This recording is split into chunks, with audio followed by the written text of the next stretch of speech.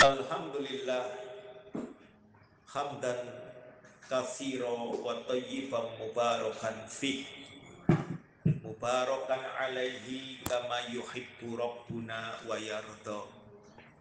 Allahumma salli wa sallim wa barik ala Muhammad wa ala ali Muhammad. Pada sesi yang kedua ini tentang Islam dan penguasa. Halaman berapa?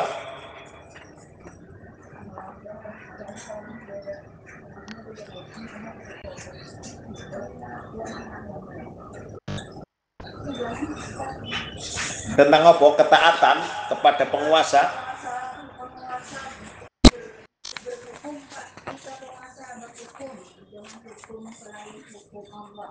Halaman berapa situ? 35. Nggih. Monggo silakan.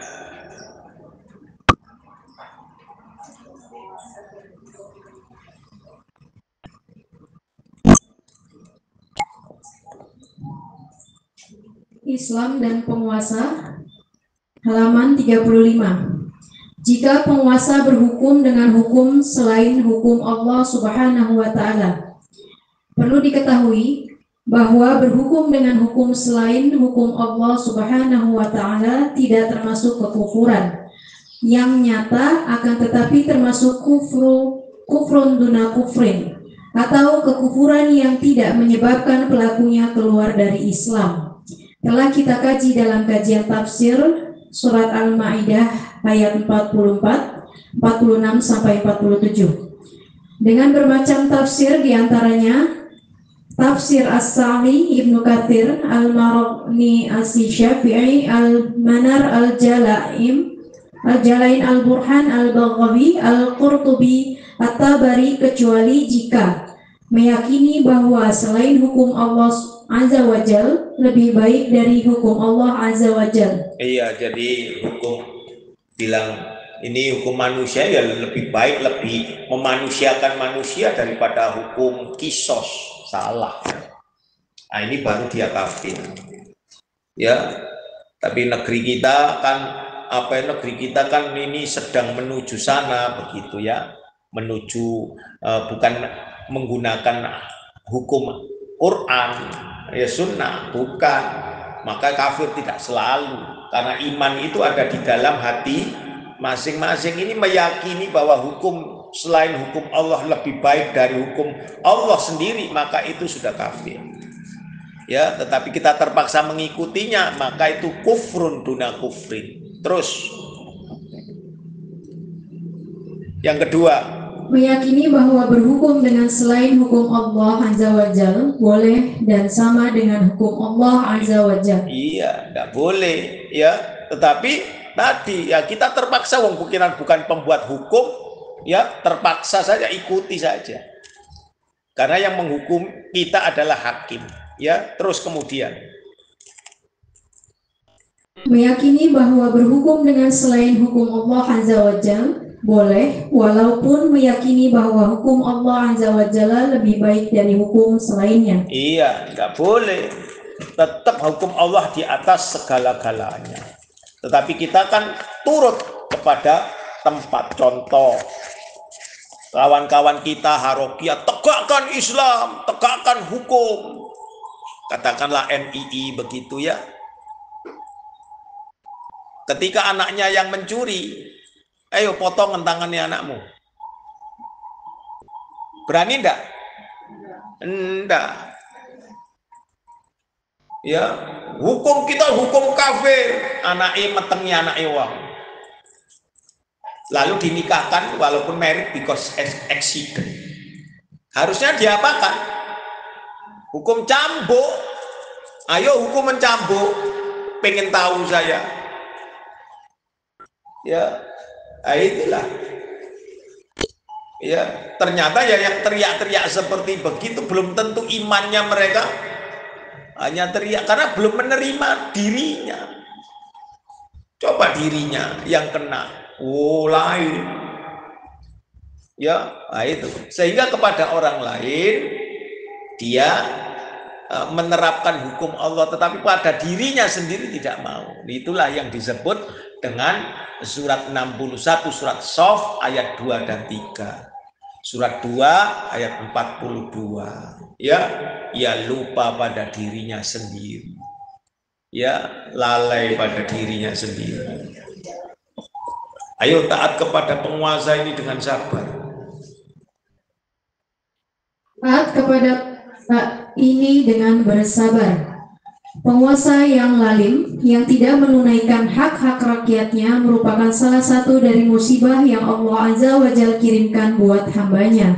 Sebagaimana Allah Azza wa Jalla kabarkan, dan musibah apapun yang menimpa kalian adalah disebabkan oleh perbuatan tangan kalian sendiri, dan Allah Subhanahu wa Ta'ala memaafkan banyak dari kesalahan-kesalahan kalian. Ayat 31. Dan kalian tidaklah dapat melepaskan diri dari siksaan Allah Subhanahu wa Ta'ala berupa musibah di bumi, dan kalian tidak memperoleh pelindung atau penolong selain Allah Subhanahu wa Ta'ala. Dalam surat Asy-Syura ayat 30 sampai 31. Iya, mungkin Anda pernah membaca sejarah Bung Karno ketika menjadi presiden. Apakah ia hanif? Ya, tidak hanif benar. Pada saat itu juga susah, masih mencari bentuk negara, maka yang jadi republik menjadi Republik Serikat, RIS, kan pernah itu. Dan bukannya semakin baik tapi semakin buruk, ya, Bung Karno. Apalagi ketika kawan-kawan ini dari komunis, partai komunis mempengaruhi dia, maka dia memasukkan Nasakom, ya, nasional, ya, agamis dan komunis. Wah, itu dikenal dengan Nasakom. Kita kenang itu, memang ada buktinya kok. Ya, sejarah dahulu kan Bung Karno itu tidak hanif, betul, sama dengan manusianya kok, sama, ya. Tapi kita kemudian bukan Bung Karno, dia tidak, dia berjasa, naam, tidak usah ditutupi itu. Katakanlah Kus Plus pernah dipenjara oleh Bung Karno gara-gara tadi pakaiannya cutbre, rambutnya gondrong kayak orang-orang luar, kan begitu. Kita nurut-nurutan. Dulu masa-masa kita kan gondrong begitu kan, rambutnya celananya cutbre kan begitu.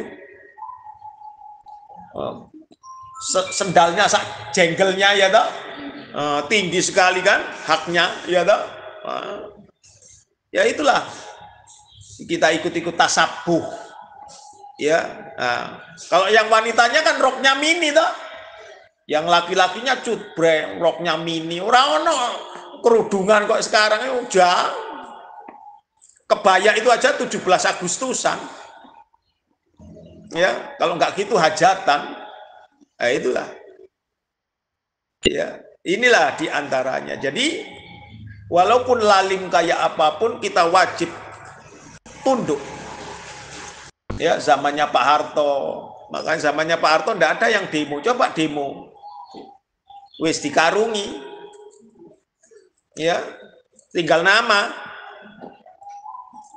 ya, itu. Ayo, kewajiban taat kepada pemerintah ini. Kewajiban taat kepada pemerintah ini, sebagaimana yang dijelaskan Rasulullah Shallallahu Alaihi Wasallam, adalah setiap penguasa, meskipun jahat, zalim, melakukan banyak keburukan dan kemaksiatan, kita tetap wajib bersabar, mengharapkan pahala dari Allah Subhanahu wa Ta'ala dengan memberikan hak mereka, yaitu berupa ketaatan, walaupun mereka tidak memberikan hak-hak kita. Iya, termasuk suami istri. Nek sampai ndak sabar, wis langsung masuk apa? Cerai bisa. Bener ndak? Mesti sabar sama. Rumah tangga itu kalau nggak sabar wis akeh buyari. Apalagi, ya, lelakinya nyonyo kayak model saya begitu. Ya, tak? Ya, lambat. Ya, gegeran terus lah. Tapi itulah sabar. Allah tadi. Kalau saya dan Anda tidak diberi kesabar, maka sabar itu kunci untuk sukses itu sabar. Ya, inilah diantaranya. Terus diriwayatkan dari Abdullah bin Mas'ud. Diriwayatkan dari Abdullah bin Mas'ud radhiyallahu anhu, Rasulullah shallallahu alaihi wasallam bersabda, akan muncul setelahku atsarah orang-orang yang mementingkan diri mereka sendiri dan tidak memberikan hak kepada orang yang berhak dan perkara-perkara yang kalian ingkari. Mereka para sahabat radhiyallahu anhum bertanya, apa yang engkau perintahkan kepada kami wahai Rasulullah? Beliau Shallallahu Alaihi Wasallam bersabda, tunaikan kewajiban kalian kepada mereka dan mintalah hak kalian kepada Allah Azza wa Jalla. Iya, ya, ini Bukhari Muslim muttafaqun alaih, ada dalam Lu'lu' wal Marjan. Ya, inilah. Jadi minta haknya kita kepada Allah saja. Ya, terhadap penguasa yang zalim ini minta saja kepada Allah.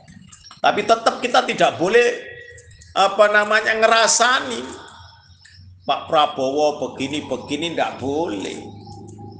Ya, Mas Gibran begini tidak boleh. Ya. Ya, kita tahu seperti Megawati dulu. Kan melengsarkan Gus Dur toh. Itu kan adanya kudeta sipil. Ya, pro dengan Amin Rais yang pada saat itu sebagai ketua MPR. Ya, kita ketahui itu. Kita diam karena kita ngerti agama, kita diam. Ya, baru begitu setelah mereka purna tugas, ya itu. Ya, purna tugas baru seperti itu. Penguasa kita berganti-ganti. SBY, ya. Lalu kemudian Jokowi, sekarang Pak Prabowo, wajib kita tunduk. Ya, inilah diantaranya bahwa saya dan Anda tidak perlu mencerca pemimpin kita. Seburuk apapun itu sebagai bentuk daripada Allah hendak menggugurkan dosa-dosa kita. Tadi surat Asy-Syura, surat 42 ayat 30 ya. Terus kemudian dalil ini mengisyaratkan kepada kita. Dalil ini mengisyaratkan kepada kita bahwa para penguasa yang menuntut hak mereka agar didengar dan ditaati, agar didukung dalam berjihad, agar didukung dalam hal-hal yang mereka membutuhkan dukungan. Akan tetapi mereka menolak memberikan hak yang ada di tangannya. Kita diperintahkan untuk menunaikan hak yang ada di pundak kita, yaitu mendengar dan taat. Sedang untuk hak kita minta kepada Allah Azza wa Jalla. Iya, contoh dalam Islam hanya dikenal dengan syuro. Ya, sedangkan negeri kita demokrasi dengan pemilihan langsung. Kalau kita tidak mengikuti pemilihan langsung, maka kita akan dipenjara, kena sanksi. Nah, taat kita, ikuti saja. Tapi selama itu tidak ada apa-apa, ya tidak. Anda tidak melakukannya, tidak apa-apa. Ya. Tapi kemudian Anda mencerca, ya karena pasangan calon Anda yang Anda usung itu gagal, lalu Anda mencerca pemimpin yang sekarang jadi, yang ditakdirkan oleh Allah, dia jadi pemimpin, maka saya dan Anda termasuk Qadariyah. Tidak mengakui takdirnya Allah. Boleh jadi saya dan Anda bisa kafir. Ya. Gitu. Ketika saya dan Anda ditantang ya. Kalau kayak gitu ganti pemimpin. Wah, ya, menurut sampean gampang, dibalik saja. Ya kalau gitu sampean ganti bojo sampean gitu. Berani enggak? Ya toh? Enggak berani ya sudah, wis diem wae. Ya, itulah ya orang-orang yang bermasalah itu. Sabar. Ayo diriwayatkan dari Adi bin Hatim. Diriwayatkan dari Adi bin Hatim radhiyallahu anhu, dia berkata, kami radhiyallahu anhu mengatakan, ya Rasulullah, kami tidak bertanya tentang ketaatan kepada orang-orang yang takwa, tetapi orang yang berbuat begini dan begitu, lalu disebutkan keburukan-keburukannya. Maka Rasulullah Shallallahu Alaihi Wasallam bersabda, bertakwalah kepada Allah Azza wa Jalla, dengar dan taatlah. Dari Ibnu Umar radhiyallahu anhuma, Rasulullah Shallallahu Alaihi Wasallam bersabda, seorang muslim wajib mendengar dan taat terhadap perintah yang disuka maupun yang tidak, kecuali bila diperintah mengerjakan kemaksiatan, maka dia tidak wajib mendengar dan taat. Dalam perkara maksiat yang diperintahkan itu saja, tetapi dalam perkara lainnya dia wajib untuk taat. Iya, muttafaqun alaih. Tadi kalau dia kemudian dia disuruh maksiat, kalau tidak mau maka dia dihukum, maka dia boleh mengerjakannya. Ya, ada dalam surat 16 ayat 106 An-Nahl. Ya, tetapi kalau kemudian dia berleha-leha di dalam kemaksiatannya itu, toh nanti yang nanggung kan pemimpinan kita, itu salah sudah. Ya, salah. Terus dari Ibnu Umar. Dari Ibnu Umar radhiyallahu anhu, dia berkata, ketika kami berbaiat janji setia kepada Rasulullah Shallallahu Alaihi Wasallam untuk selalu mendengar dan taat, beliau Shallallahu Alaihi Wasallam bersabda kepada kami, sebatas kalian. Iya, sebatas kemampuan kita. Muttafaqun alaih lagi. Makanya ittaqullah mastata'tu. Ya, bertakwalah kalian itu ya sekemampuan gitu. Terus dari Anas bin Malik. Dari Anas bin Malik radhiyallahu anhu, Rasulullah Shallallahu Alaihi Wasallam bersabda, sesungguhnya kalian akan mendapati para penguasa yang egois, mementingkan diri, keluarga dan kelompok mereka saja. Maka bersabarlah hingga kalian bertemu dengan aku di telaga nanti. Iya, muttafaqun alaih. Iya dah. Zamannya Pak Harto dahulu, Golkar kan yang selalu menang kan, dan semuanya harus nurut. Ya tidak apa-apa. Ketika PDI menang, semuanya harus nurut kepada Bu Mega, walaupun dia bukan presiden, ya wajib diam. Apakah presidennya jadi bonekanya Bu Mega, misalkan begitu, ya. Sebagaimana Pak Harto dahulu, ya tidak apa-apa. Ya, terserah mementingkan dirinya. Nanti kita akan jumpa pengadilan yang paling adil, yaitu nanti di hadapan Allah. Santai saja jadinya. Ya sabar saja.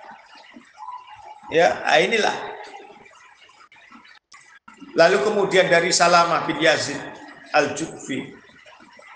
Dari Salamah bin Yazid Al-Ju'fi radhiyallahu anhu, ia bertanya kepada Rasulullah Shallallahu Alaihi Wasallam, wahai Nabi Allah, bagaimana menurut Anda jika para penguasa kami menuntut hak mereka, sedangkan mereka menolak untuk memberikan hak kepada kami?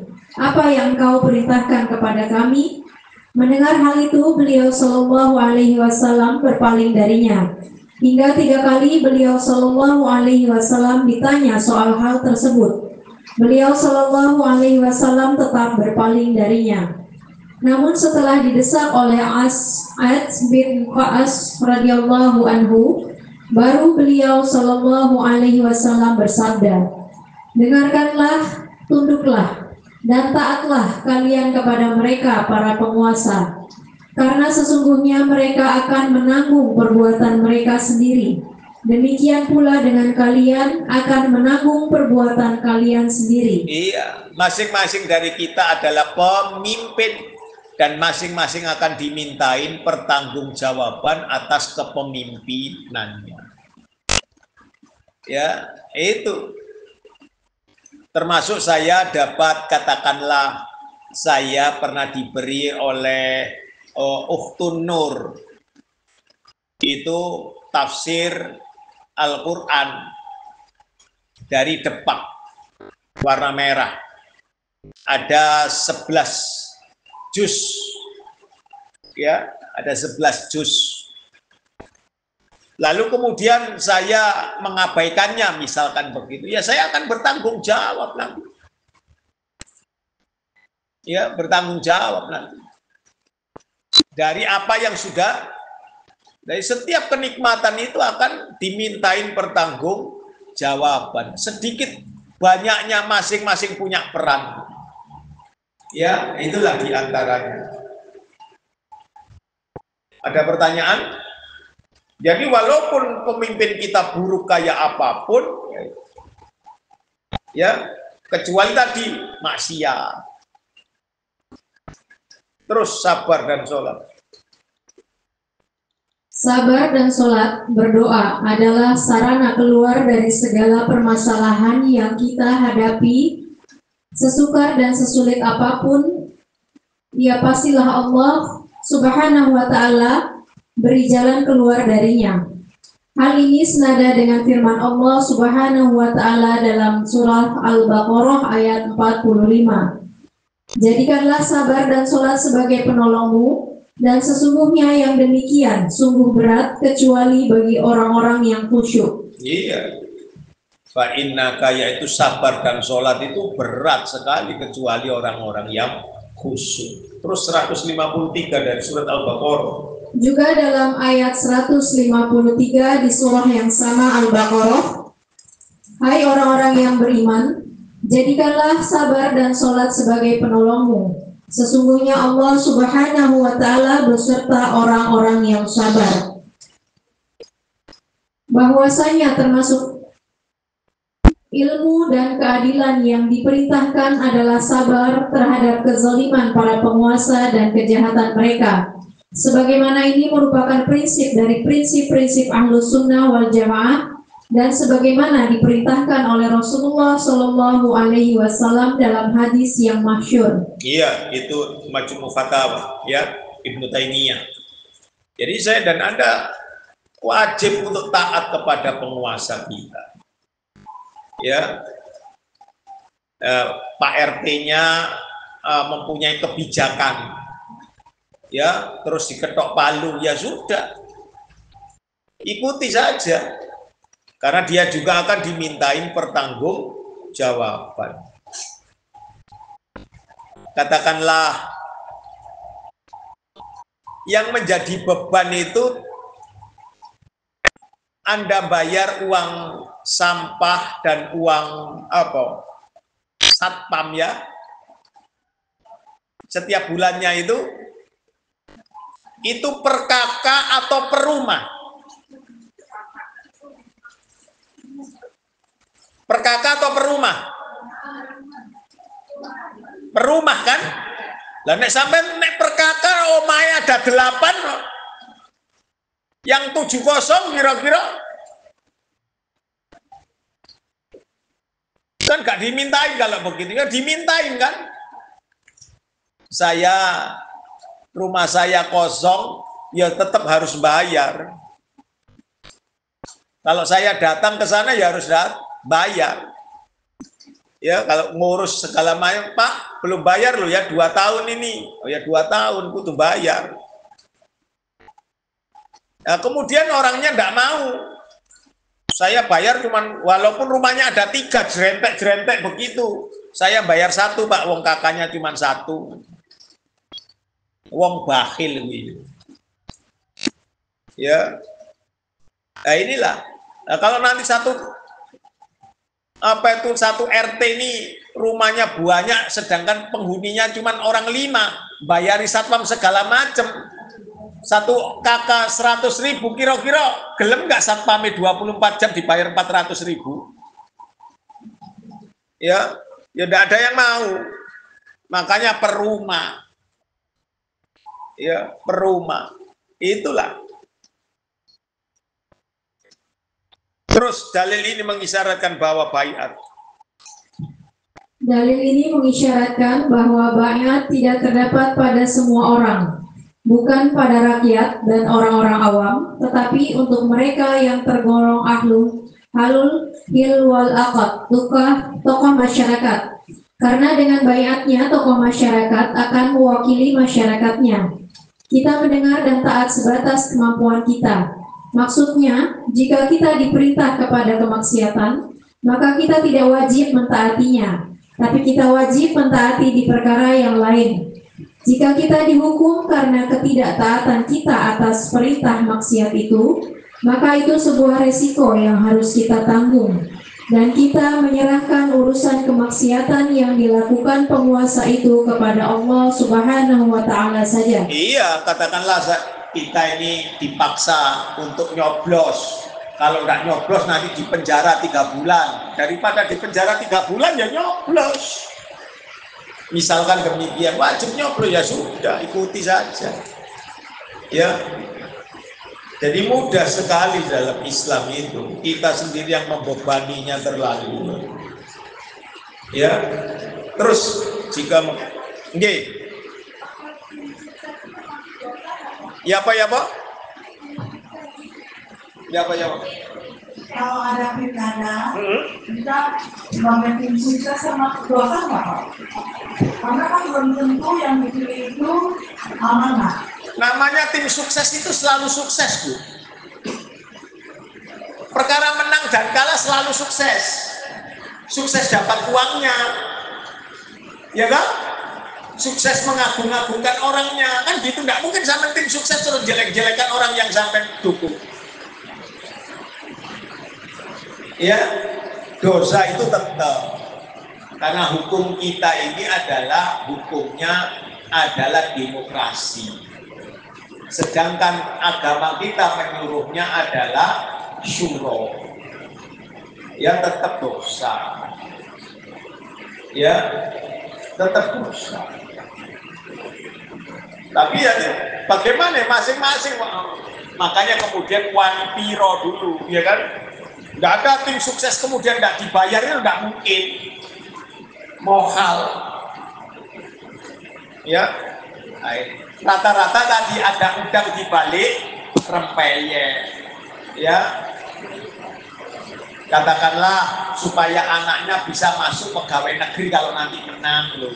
Ada begitu ya. Ada lagi? Ya. Ayo, jika memisahkan diri dari ketaatan terhadap penguasa. Jika memisahkan diri dari ketaatan terhadap penguasa.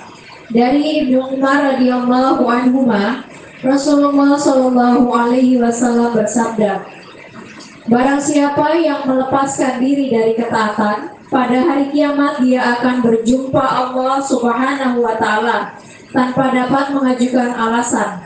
Dan barang siapa yang wafat sedang di lehernya tidak ada tanda baiat janji setia kepada penguasa, maka dia wafat seperti pada zaman jahiliyah. Iya, itu ada di dalam Riyadhus Shalihin ya, hadis rawahul Muslim. Ya. Itu maka amatan jahiliyatan. Ya. Niatan jahiliyatan. Matinya dalam keadaan jahiliyah, yaitu bermaksiat kepada Allah. Terus dari Abu Hurairah. Dari Abu Hurairah radhiyallahu anhu, Rasulullah shallallahu alaihi wasallam bersabda, barang siapa dari dan memisahkan diri dari jamaah penguasa muslim, kemudian dia mati, maka matinya adalah mati jahiliyah. Barang siapa yang berperang karena kepentingan kelompoknya, dia marah karena kelompoknya atau karena ajakan kelompoknya yang tidak dihiraukan atau demi membantu kelompoknya semata-mata, kemudian dia terbunuh, maka ia terbunuh secara jahiliyah. Dan barang siapa yang memusuhi umatku hingga memukuli mereka tanpa memilah mana yang orang baik dan mana yang orang buruk, tanpa membedakan mana yang mukmin dari yang kafir, dan tidak memenuhi janji yang telah disepakati, maka dia bukan dari golonganku, dan aku pun bukan pula dari golongan dia. Iya, artinya bisa kafir. Ya, tapi seberapa jauhnya itu tadi. Jadi ya hati-hati betul dalam perkara ini. Tapi kalau orang demo dipukuli itu benar. Orang demo dipukuli benar. Kenapa? Mereka khawarij. Tidak ada ulama di antara mereka. Ya, itu sudah jelas. Jadi pengalaman di masa lampau kita kemasukan orang-orang itu, ya, maka kita memisahkan diri. Kenapa harus memisahkan diri? Wajib memisahkan diri. Langsung saja jengkar. Dalilnya Quran. Gitu ya. Terus dari Abu Hurairah, yuk. Dari Abu Hurairah radhiyallahu anhu, Rasulullah Shallallahu alaihi wasallam bersabda, barang siapa yang keluar dari ketaatan dan memisahkan diri dari jamaah penguasa muslim, kemudian dia mati, maka matinya adalah mati jahiliyah. Barang siapa yang berperang karena kepentingan kelompoknya, dia marah karena kelompoknya atau demi membantu kelompoknya semata-mata, kemudian dia terbunuh, maka ia tidak termasuk golongan umatku. Dan barang siapa dari umatku yang memusuhi saudaranya hingga memukuli mereka tanpa memilah mana yang orang baik dan mana yang orang buruk, tanpa membedakan mana yang mukmin dari yang kafir, dan tidak memenuhi janji yang telah disepakati, maka dia bukan dari golonganku. Iya, rawal Muslim. Banyak pengajian yang dibredel gak sama orang-orang muslim? Banyak. Tapi ketika ada agama lain yang mempunyai hajatan, mereka jaga. Tapi ketika sesama muslim tidak mau, dia malah memusuhinya. Sudah ada gitu. Itulah syiriknya kekelompokan. Kalau diberitahu bahwa engkau syirik, oh gegeran. Ya, makanya rata-rata masing-masing mempunyai tempat sendiri. Katakanlah dia dapat bantuan sosial, ya untuk membantu kelompoknya dulu. Kelompok lain itu tidak sama sekali. Kelompoknya dulu. Berapa banyak yang seperti itulah kekelompokan. Ya. Kalau yang tidak kelompokan, ya mana yang orang yang perlu dibantu ya dibantu, siapapun dia, kenal atau tidak kenal. Ya, inilah bedanya di situ. Ayo dari Ibnu Abbas. Dari Ibnu Abbas radhiyallahu anhuma, Rasulullah Shallallahu alaihi wasallam bersabda, barang siapa yang melihat sesuatu yang tidak dia sukai dari penguasanya, maka bersabarlah. Karena barang siapa yang memisahkan diri dari jamaah sejengkal saja, maka ia mati laksana bangkai. Al-Bukhari 7143. Dalam keadaan jahiliyah. Itu Muslim ya, tadi Bukhari, jadi mutafakun alaih, berbeda sedikit saja. Yang satu laksana bangkai, yang satu matinya dalam keadaan jahiliyah. Terus dari Jundub bin Abdullah Al-Bajali. Dari Jundub bin Abdullah Al-Bajali radhiyallahu anhu, Rasulullah Shallallahu alaihi wasallam bersabda, barang siapa yang terbunuh karena membela kepentingan kelompoknya, fanatisme, atau karena mengajak kepada kelompoknya, atau karena membantu kelompok semata-mata, maka bunuhnya secara jahiliyah. Iya, iya, kekelompokan itu. Makanya surat 30 ayat 31, 32, surat 6 ayat 159, surat 23 ayat 52, 53. Terus, yakni mati. Ya, mati dalam keadaan maksiat kepada Allah Subhanahu wa Ta'ala seperti keadaan orang-orang jahiliyah, yaitu di atas kesesatan dan tidak memiliki pimpinan yang ditaati karena mereka dahulu tidak mengetahui hal itu.